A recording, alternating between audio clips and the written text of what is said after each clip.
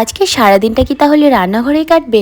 Hello everyone, আমি Shabnam and নতুন একটা ব্লগে তোমাদের সবাইকে ওয়েলকাম। সকালবেলা উঠে রান্নাঘরে চলে গেছি, গিয়ে আমি চা করে খেলাম প্রথমে। তারপর ভাবলাম কি কি রান্না করা যায় সেগুলো মাকে রেডি করে দেওয়া যায়। তাই প্রথমেই বসে গেলাম আলু ভাজার জন্য আলু কাটতে। অ্যাকচুয়ালি আমার হাজবেন্ড আলু ভাজা খেতে প্রচন্ড ভালোবাসে। ডাল আর আলু ভাজা হলে ওরা আর কিছুই চায় না। ভাবো তো, এরকম যদি হয় তাহলে আর কি চাই, এক্সট্রা কোনো কিছু রান্নাই করতে হবে না। কিন্তু আমাদের বাড়িতে রোজ 5-6টা করে রেসিপিই হবে, কারণ সবার চয়েস আলাদা, তাই সবার জন্য আলাদা আলাদা রান্নাও করতে হয়। আজকে সকালবেলা উঠে আমি রান্নাঘরে গিয়ে প্রথমে মাকে হেল্প করতে শুরু করে দিলাম। এদিকে মামামের জন্য সবজি কাটলাম, কারণ মাছ দিয়ে ওর সবজিটা রান্না করা হবে। ওর সবজিতে দিয়েছি পটল, ঝিঙে, আলু। দিয়ে ওর জন্য মাছ রান্না করা হয় তাহলে বেশিরভাগ সময়ই সবজিটা দিয়েই রান্না করি। এদিকেও কিছু মাছ নিয়ে এসেছিল, সেই মাছগুলো আমি নুন দিয়ে রেখে দিলাম ভালো করে পরিষ্কার করে ধোয়ার জন্য। এইবারে রান্না করতে গিয়ে দেখি তেল ফুরিয়ে গেছে, তাই একটা তেলের প্যাকেট এনে সেটাকে ভালো করে খুলে ঢেলে নিলাম। চলো তাহলে এবার রান্না করার পালা। মামাম এখনো ঘুমোচ্ছে, তাই ওকে উঠিয়ে আমি একবারে লাঞ্চ করিয়ে দেবো। তাই ভাবলাম সবার প্রথমে মামামের মাছটাই রান্না করা যায়। ওর জন্য দুটো মাছের পেটি রান্না করব,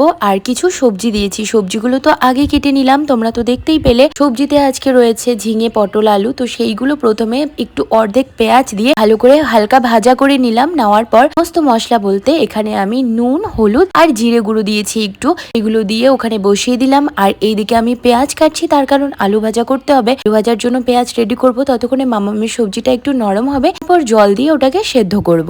আজকে রয়েছে আমার রাত্রিবেলা ডিউটি, তাই দিনের বেলা সারাদিন আমি বাড়িতে থাকবো। আর সারাদিন বাড়িতে থাকা মানে বাড়ির সমস্ত কাজকর্ম কমপ্লিট করা। আমার কাছে সংসারের সমস্ত কাজ কমপ্লিট হওয়া মানেই আমার সব থেকে বড় শান্তি। নিজের ঘর গোছানো, রান্না বান্না সমস্ত কিছু যখন হয়ে যায় না, তখন অনেকটা রিল্যাক্স লাগে। এবার সবজিটাতে এইদিকে জল দিয়ে সেদ্ধ হতে দেব, আর আমি আলু ভাজাটা বসিয়ে দেব। আমি তো মামামের সবজি আর আলু ভাজা করে বেরিয়ে যাব। তারপর তো শুরু হবে মায়ের পালা। মা যে কি কি রেসিপি রান্না করে, মার মাথায় রান্না করতে করতে চলতে থাকে। এরপর আমি কি করব, এরপর আমি কি করব। তারপর দেখি গিয়ে যে আমি দুটো সবজি কেটে দিয়ে এসেছি, সেখানে 4-5টা রেসিপি হয়ে গেছে অলরেডি। তো যাই হোক, আমি জানি এরপর রান্নাঘরে কি হতে চলেছে, তাই আমি আমার তাড়াতাড়ি করে চলে আসলাম। বিকজ একটু পরে মামামকে তুলতে হবে, আর মামামকে তুললে মামামের সমস্ত কাজকর্ম তারপর আমাকে কন্টিনিউ করতে হবে। ওকে ঘুম থেকে তোলা, খাওয়ানো, ধোয়ানো।